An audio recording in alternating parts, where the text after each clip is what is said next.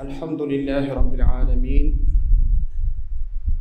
وأشهد أن لا إله إلا الله وحده لا شريك له القائل في كتابه الكريم واتقوا يوما ترجعون فيه إلى الله ثم توفى كل نفس ما كسبت وهم لا يظلمون وأشهد أن لا إله إلا الله وحده لا شريك له وأشهد أن محمدًا عبد الله ورسوله قدوتنا وأسوتنا وحبيبنا وشفيعنا صلى الله عليه وعلى آله وصحبه والتابعين ومن تبعهم بإحسان إلى يوم الدين وسلم تسليما كثيرا. أما بعد فأوصيكم ونفسي أيها الناس بتقوى الله، فالتقوى خير زاد للمؤمن في رحلته من دار الدنيا إلى دار الآخرة، وتزودوا فإن خير الزاد التقوى واتقون يا أولي الألباب. عباد الله، هذا اليوم هو آخر يوم الجمعة في هذا العام الهجري 1446، وهنا نقف وقفة تفكر وتأمل كما يقول ربنا تبارك وتعالى: إن في خلق السماوات والأرض واختلاف الليل والنهار لآيات لأولي الألباب. تنقضي الآجال يوما بعد يوم وعاما بعد عام، وإن في انقضائها عبرة وعظة لمن كان له قلب أو ألقى السمع وهو شهيد، حتى ينتهي الأجل بالخروج من الدنيا فتبدأ الحياة البرزخية، وينتقل الإنسان إلى أول منازل الآخرة ألا وهو القبر، فإما أن يكون روضة من رياض الجنة أو حفرة من حفر النار. ثم البعث يوم يقوم الناس لرب العالمين. أين من رحلوا من آبائنا وأمهاتنا وإخواننا وأخواتنا وأهلينا وذوينا؟ تركوا ديارهم ورحلوا إلى القبور، فتأملوا أحوالهم واتعظوا بماضيهم لعل القلوب القاسية تلين. ألم يأن للذين آمنوا أن تخشع قلوبهم لذكر الله وما نزل من الحق. كتب الموت على الخلق فكم فل من جمع وأفنى من دول. أين نمرود وكنعان ومن ملك الأمر وولى وعزل؟ أين عاد أين فرعون ومن رفع الأهرام من يسمع يخل؟ أين من سادوا وشادوا وبنوا؟ هلك الكل ولم تغن القلل. أين أرباب الحجى أهل النهى؟ أين أهل العلم والقوم الأول؟ سيعيد الله كلا منهم وسيجزي فاعلا ما قد فعل. فاتقوا الله أيها المؤمنون، وحاسبوا أنفسكم في ختام عامكم، واستدركوا ما بقي من أعماركم. فرحم الله عبدا سمع قول ربه: كل نفس ذائقة الموت وإنما توفون أجوركم يوم القيامة، فمن زحزح عن النار وأدخل الجنة فقد فاز، وما الحياة الدنيا إلا متاع الغرور. فاغتنم أيام قوته وشبابه وأسرع بالتوبة والإنابة قبل طي كتابه وأخذ نصيبا من الباقيات الصالحات يثقل بها ميزانه. علينا أخيرا أن نكثر من ذكر الموت وأن نتذكره في كل وقت وحين، وأن نكثر من الأعمال الصالحة، وأن نتقي الله تعالى في السر والعلن، فالموت قادم لا محالة، فالموت قادم لا محالة، فالموت قادم لا محالة، فليكن استعدادنا له على أكمل الوجوه. Louange à Allah, Seigneur des mondes, celui qui a créé le temps et nous a ordonné de le gérer avec sagesse et a assigné à toute existence un terme. J'atteste qu'il n'y a point de divinité digne d'être adorée en toute vérité sauf Allah, l'unique et sans associé. Et j'atteste que Muhammad sallallahu alayhi wa sallam est son serviteur et messager. Que la paix et le salut soient sur lui, ainsi que sur sa pure famille, ses nobles compagnons et tous ceux qui les suivent jusqu'au jour de la résurrection. Serviteurs d'Allah, je vous recommande ainsi qu'à moi-même la crainte d'Allah. La crainte d'Allah est en fait la provision rassurante pour le voyage inéluctable vers la demeure éternelle. Qu'Allah nous le facilite. Suite à quoi, chers frères et sœurs en islam, nous voici à la fin d'une année islamique et à l'aube d'une nouvelle. Nous sommes aujourd'hui le 24 Zulhijjah 1446 de l'Hégire, dernier vendredi de cette année hégirienne, à seulement quelques jours de la nouvelle année 1447. Sachez donc que l'année qui s'est écoulée n'a pas été simplement une succession de jours et de nuits. Elle a été des moments remplis de rappels et de leçons. Allah nous le dit en ces termes: en vérité, dans la création des cieux et de la terre, et dans l'alternance de la nuit et du jour, il y a certes des signes pour les doués d'intelligence. Sourate Al-Imran, verset 190. En effet, l'un des rappels les plus marquants de cette année reste le départ de plusieurs âmes vers l'au-delà.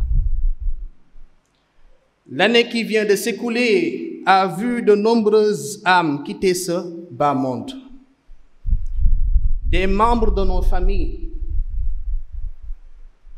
des amis, des voisins, des personnes, il y a encore quelques mois, étaient parmi nous, marchaient parmi nous, priaient avec nous, partageaient nos vies. Aujourd'hui, ils reposent dans la terre, attendant le jour du jugement dernier. Cela doit nous interpeller sur un fait. Et ce fait est que la mort est une réalité inéluctable et que chaque seconde qui s'écoule nous rapproche de notre départ de ce monde. Le temps passe, les jours défilent et nul ne sait quand son heure viendra. La mort, chers frères et sœurs en islam, est une réalité. Oui, la mort est un passage auquel personne ne peut échapper. أينما تكونوا يدرككم الموت ولو كنتم في بروج مشيدة. Allah nous dit en ces termes: où que vous soyez, la mort vous atteindra. Fussiez-vous dans des tours imprenables. Sourate An-Nisa, verset 78. Elle ne prévient pas, elle ne choisit ni l'âge, ni le rang, ni la santé, ni quoi que ce soit. Elle vient à l'heure fixée par Allah. Et lorsqu'elle frappe, c'est la porte de l'éternité qui s'ouvre. Le temps des œuvres s'achève Et commence alors le temps du jugement. وَلِكُلِّ أُمَّةٍ أَجَلٌ فَإِذَا جَاءَ أَجَلُهُمْ لَا يَسْتَأْخِرُونَ سَاعَةً وَلَا يَسْتَقْدِمُونَ. Il y a un terme pour tous les hommes. Allah nous le dit. Et il dit, quand leur heure sera arrivée, ils ne peuvent le retarder d'une heure et ils ne peuvent la hâter non plus. Chers frères et sœurs en la foi, rappelons-nous de la parole du prophète Muhammad sallallahu alayhi wa sallam qui disait Aksiru zikra hadimil lazat, ce qui signifie rappelez-vous souvent de celle qui met fin au plaisir de la vie, c'est-à-dire la mort. La plupart des gens, cependant, courent dans tous les sens pour accumuler des biens matériels, des jouissances de ce bas monde, tout en négligeant la préparation pour le voyage vers l'au-delà. Ils suivent leur passion dans l'insouciance totale jusqu'à ce que la mort les surprenne. Et c'est à cet instant où les portes du repentir se ferment sur eux et que malheureusement ils commencent à regretter. حتى إذا جاء أحدهم الموت قال رب ارجعون لعلي أعمل صالحا فيما تركت كلا إنها كلمة هو قائلها ومن ورائهم برزخ إلى يوم يبعثون. Puis, lorsque la mort vient à l'un d'eux, il dit, mon Seigneur, fais-moi revenir sur terre afin que je fasse du bien dans ce que je délaissais. Allah lui dit, Kalla, non, c'est simplement une parole qu'il dit. Derrière eux, cependant, il y a une barrière jusqu'au jour où ils seront ressuscités. Surat 23, Al-Mu'minun, versets 99 et 100. Serviteurs d'Allah, méditons sur ces départs autour de nous, les départs de nos proches. Préparons notre retour, car le moment viendra où ce sera notre tour. Préparons notre retour, car le moment viendra où ce sera notre tour. Allah nous dit, et craignez le jour où vous serez ramenés vers Allah. Alors chaque âme sera pleinement rétribuée de ce qu'elle aura acquis et ils ne seront point lésés. Surat Al-Baqarah, verset 281. Allah nous dit aussi, toute âme goûtera la mort. Mais c'est seulement au jour de la résurrection que vous recevrez votre entière rétribution. Quiconque donc est écarté du feu et introduit au paradis a certes réussi. Et la vie présente n'est qu'un objet de jouissance trompeuse. Surat Al-Imran, verset 185. L'imam Ibn Wardi disait dans un de ses poèmes, la mort est un décret qu'Allah a inscrit sur toutes ses créatures. Combien de peuples puissants a-t-elle dispersé? Combien de royaumes majestueux a-t-elle fait disparaître? Où est donc Namrud, Canaan et tous ceux qui exercèrent le pouvoir puis furent renversés? Où sont les Ad? Où est Pharaon, celui qui a élevé les pyramides? Qui donc entend encore leur voix? Où sont ceux qui dominaient, bâtissaient, ériger des cités et des forteresses? Tous ont péri et leurs palais n'ont pu leur servir de refuge. Où sont les maîtres de la sagesse, les gens de raison et de discernement? Où sont les grands savants et les érudits de jadis?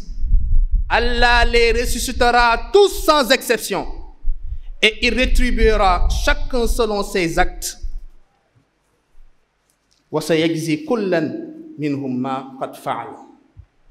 poète savant Ibn Wardi rahimahullah nous rappelle à travers ses vers plein de sagesse, que la mort est un décret universel, inéluctable, qui ne distingue ni roi, ni serviteur, ni savant, ni ignorant.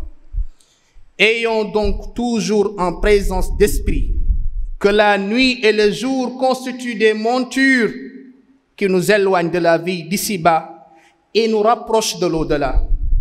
Il a été rapporté qu'Abdullah ibn Omar, radiallahu anhu, a dit: le messager d'Allah, sur lui la paix et le salut, m'a pris par les épaules et m'a dit: sois dans ce bas monde comme un étranger ou comme quelqu'un de passage. Et Ibn Omar, comment il a interprété ce conseil prophétique? Il l'a interprété en disant: lorsque tu arrives au soir, n'attends pas le matin. Et lorsque tu arrives au matin, n'attends pas le soir. Profite de ta santé avant de tomber malade et de ta vie avant de mourir. Pour conclure,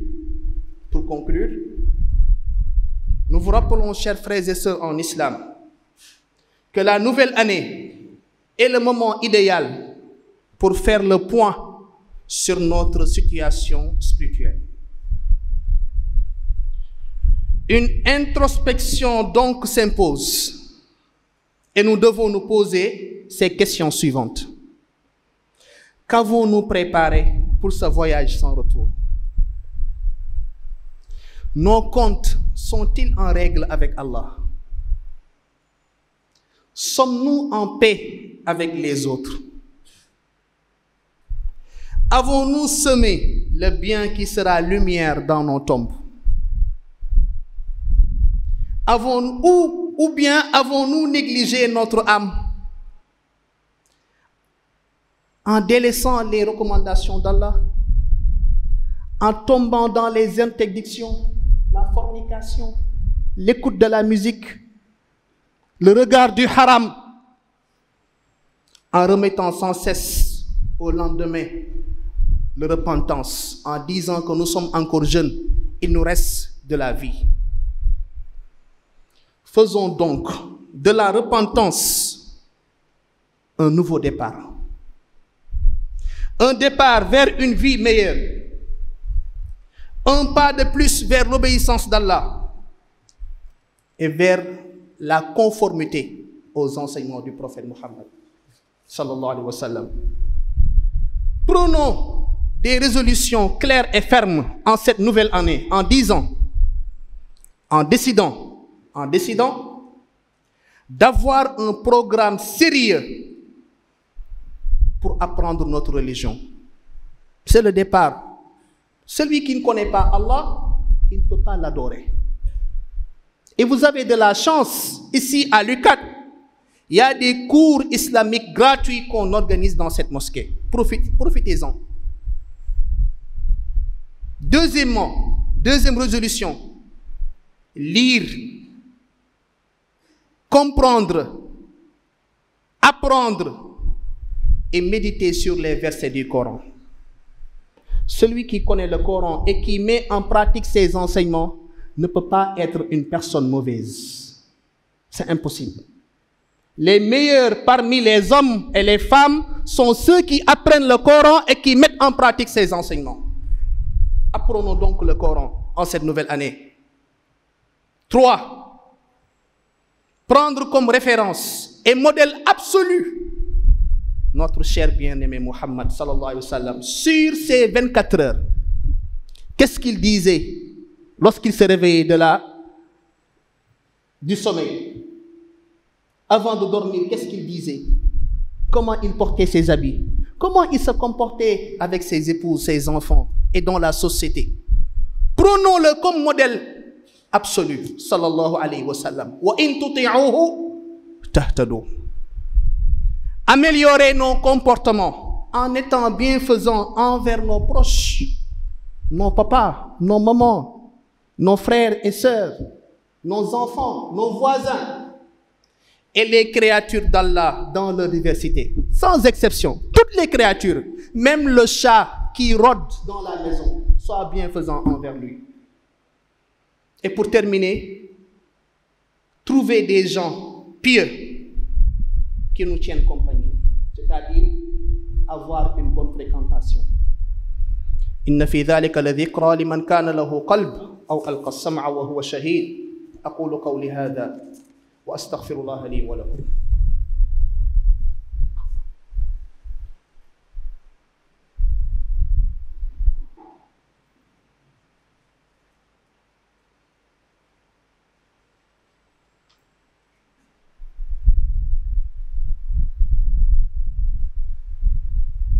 الحمد لله رب العالمين وصل اللهم وسلم على أشرف المرسلين نبينا محمد وعلى آله وصحبه أجمعين أما بعد. mbokk jullit yi ñoo ngi leen di dénk sunu bopp ragal yàlla ci def ay digleem bàyyi ay tereem. bu loolu jàllee mbokk yi ñu bokkandoo xam ni ñu ngi ci àjjuma bu mujj ci at bi. su ma nee at bi nag mooy atum lislaam, muy atub junni ak ñeent fukk ak ñeent téeméer ak ñeent fukk ak juróom benn ci gàddaay yonent yàlla bi sallallahu alayhi wa sallam. at buy dem nag ak at buy dugg bu bees ay jàngat yu bari moo ci nekk. borom bi tabaaraka wa taala wax nañu ko ci alquran mu ne bind gim bind asamaan ak suuf ak guddeeg bëccëg nu ñuy demee ka ñëw ay kéemaan ay bind moo ci nekk ñeel borom xel yi. fan yaa ngi dem, bés yaa ngi dem, semaine yi, weer yi, at yi, waaye képp ku am settantal dina ci settantal ay leçon yu rëy. leçon yooyu mbokk yi bi ci gën a rëy mooy ñi nga xam ne ñoo ngi doon dund ak ñoom te waxtu wii may wax wuy ji nañ seen borom ba nekk ci seen bàmmeel. ñu doon ay nit ñoo xam ne man ak yéen ñoo ngi doon dund ak ñoom at bi passé, ñuy wax ñu leen di dégg, tey ñu ne pat kenn déggatu leen. ñuy dox ak ñëw ñu leen di gis, tey kenn gisatu. ñuy julleek ñun àjjuma nekk ak ñun ci sàppe yii, te tey ñoo ngi ci bàmmeel ya ne pat di xaar bés biñ leen di régler. bind bu gën a rëyee bind bi amut. moo tax mbokk yi ku yaakaar ni fan yii di dem rek ak a ñëw dafay romb rek, seytaane nax na la, wor na la. ay fan la yoo xam ne daf ñuy gën a jegele sunu àpp. kon ñun ñii ku nekk si ñun na laaj boppam, ndax 1447 bii ñëw danaa ko jeexal. ku nekk laaj ko boppam, ndax at bii danaa ko jeexal wala déet.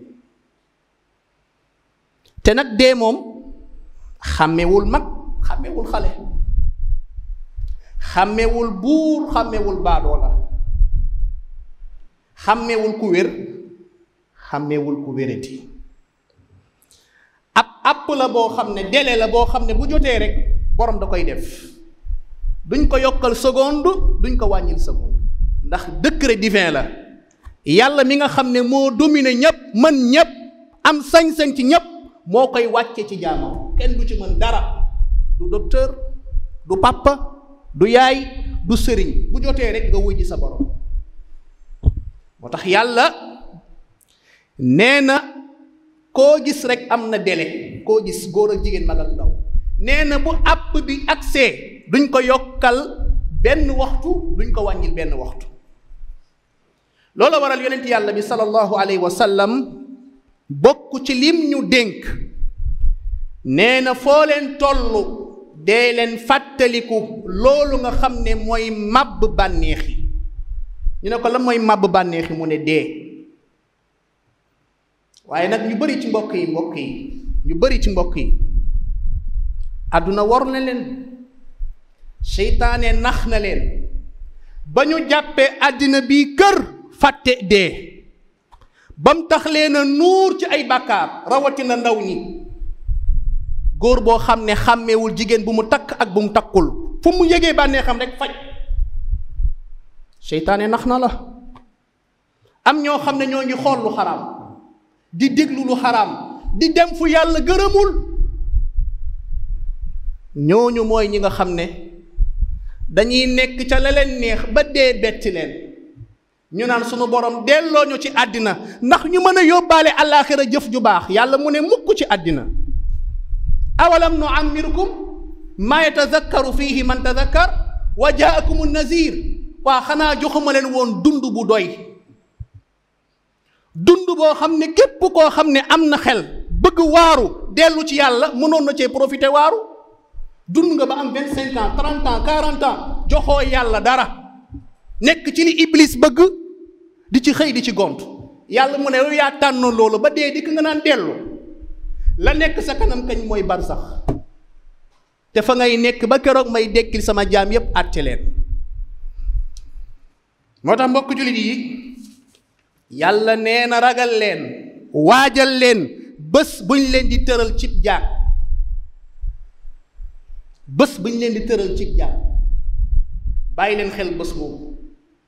ngal waay fexeel ba buñ lay yóbbu ci jàkka ja na la jàkka ja xam, na la jàkka ja miin, na la waa jàkka ja xam, na la imaam xam. waaye ñu tëral kenn ci jàkka ji imaam ne kii kan la, mbooloo ma ne kii kan la, jàkka ji ni kii kan la, ñu naan mooy ki daan dem ca soirée ya, mooy booy bi daan romb fii ak mégo cigarette am, mooy agresseur bi. war nga ko rus, war ngaa am kersa ci loolu. nga tëdd ñu war laa jébbal sa borom, amul lenn loo yóbbaale lu dul ay jëf yu bon. musique, diglu lu xaraam, xool lu xaraam, jaxasoog ay jigéen yoo takkul. lii moo nekk sa dossier ñu war koo jébbal yàlla. looy wax sa borom? lan ngay lay ci sa kanamu borom? moo tax mbokk yi nañu bàyyi xel. kuñ fi woowoon fii ne la procureur de la soxla lundi, sëriñ boo xam nga but fa ñaan tiit, te procureur nit la comme yow. fa kay fa borom procureur ñu war la koo jébbal, ñépp war la gannaaw, bàyyi la faak moom sa biir bàmmeel. loo koy wax? yàlla xale laa woon, jeune laa woon, damaa waroon dox sama ndaw. loolu lay la ngeen yaakaar, excuse la ci kanamu yàlla? déedéet. moo tax nañu waajal bés boobu, te yàlla nee na bakkan bu ne dana ko mos. ndax sama rendez-vous ak yéen mooy àllaaxira yowmal qiyaama. suñ borom nag nee na képp kuñ fa dugal aljana soril la safara raw nga, yàlla ci yàlla boole. kon la finalité de cette vie c'est d'être parmi les gens du paradis. c'est ça la finalité. dajaleel loo bëgg ci alal, amal ay villa, am ay véhicule, am lu ne, boo dee tàbbi safara ban njëriñ la am? alal yoo xam da nga koy dajale ba ko fi, ban njëriñ la am? amul benn njëriñ. waaye loo ñàkk fii ci àddina maadaama yaa ngi ci siraatal mustaqim texe ko. moo tax li war a nekk sa objectif ultime mooy naka laay def ba su ma dee yàlla gërëm ko. loolu nag li la koy may mooy tënku ci li ko neex, bàyyi lim tere, tënku ci njàngale yonent bi sallallahu alayhi wa sallam.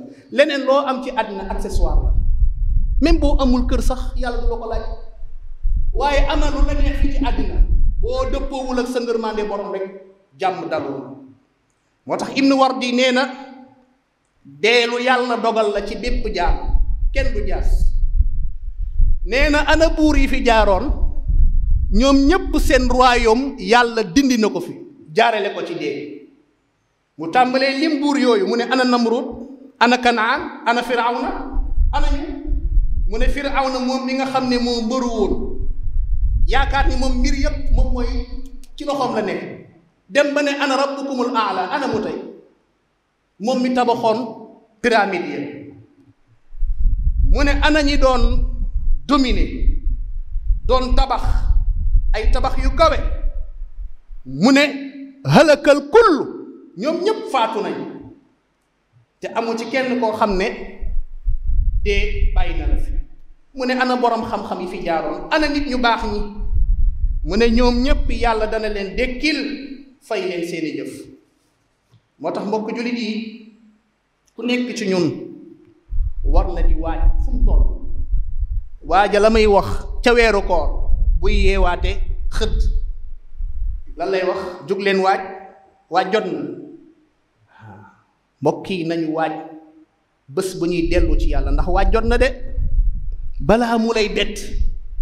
jeunes yu bari dee da leen di bett. démb barki démb rek am na ku ci faatu bi leen koo xam ne même pas ay seconde ni ngi nekk ci mbotoom di xël ci benn minute bu matul dem na wuy ji boromam. dafa gaaw. kooku bu fekkul woon waajur woon dee lan lay wax yàlla? te aller sans retour la, amul delluwaat dabaatal. loolu mooy problème bi. yow kañ boo xasee rendre sa feuille rek jeex. kon nag balaa mu laa bett nekkal ci lu leer ba booy dellu ci sa borom nga delluwin bu dal xel. moo tax Ibnu Omar bokkoon na ci ndaw yi waroon yonent bi sallallahu alayhi wa sallam. nee na benn bés yonent bi sallallahu alayhi wa sallam da ko doon dénk jàpp ci mbaggam ne ko Ibnu Omar yow Abdallah melal ci àddina comme kii. mu ne ko kan? mu ne ko tukki dem ci dëkku jàmbur wala dellu ci dëkkam. kooku ndax dana fa tala tabax kër? déedéet. lu muy liggéey rek c'est pour mu delluwee dëkkam.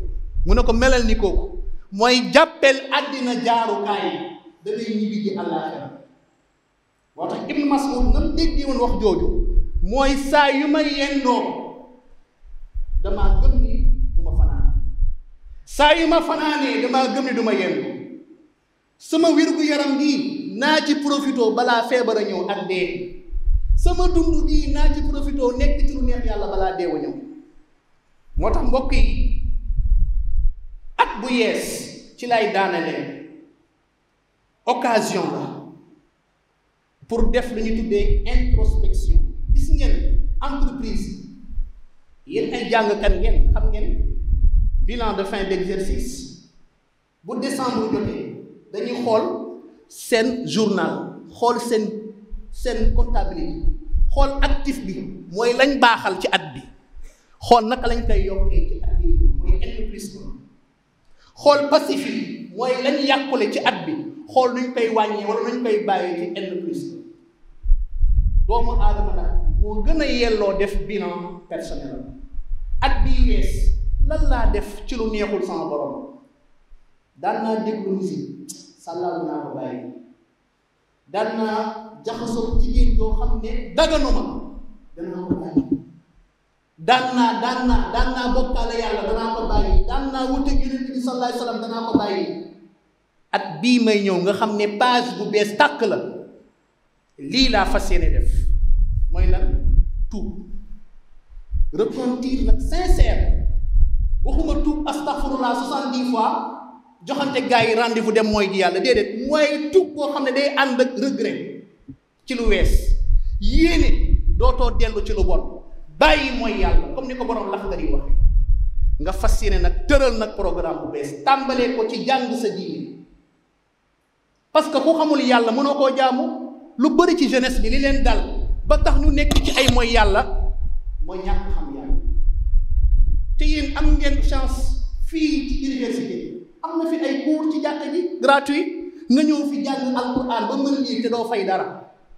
xam sa borom, xam nooy jullee, xam nooy wooree, xam nooy jàppee te duñ la fayeeku dara. profité leen ci, ndax amul kenn kuy dee dugg ci bàmmeel suñu borom naan la racine carrée de 9 égale combien? déedéet. wala x plus 1 égale 3 résoudre x équation bi malaaka yi lañ lay jox sa biir bàmmeel. loolu fii la yem. duñ la laaj Victor Hugo, duñ la laaj Jean-Jacques Rousseau nga nekk fa naan selon Jean-Jacques Rousseau. déedéet, fii la yem.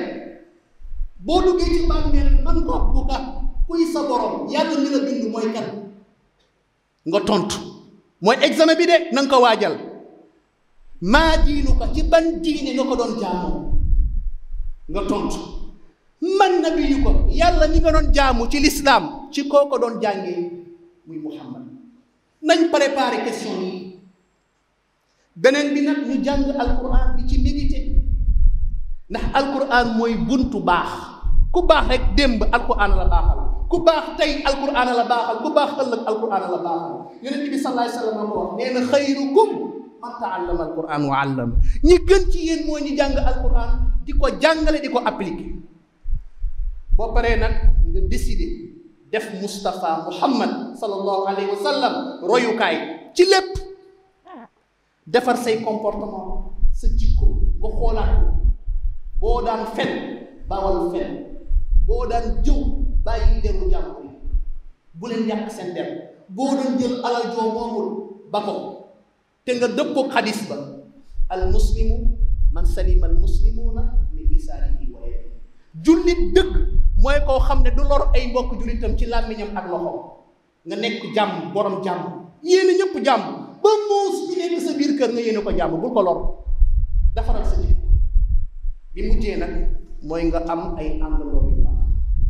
ñu bëri ci ndaw ñi li leen yàq mooy àndandoo bu bon kon tànnal ay nit ñu ragal yàlla nit ñu baax nit ñu sell nit ñu roy sunna ngay àndal boo ko defee rek yàlla subhanahu wa taala mën na laa leen sutura allahumma inna nasaluka bismika al a'zam alladi ida du'ita bihi ajabt wa ida su'ilta bihi a'tayt an taktuba lana husna al khatima allahumma uktub lana husna al khatima allahumma uktub lana husna al khatima wa qabul al a'mal وأن تجعلنا من عبادك المقربين الذين لا خوف عليهم ولا هم يحزنون اللهم أعنا على الموت وسكراته والقبر وظلماته ويوم القيامة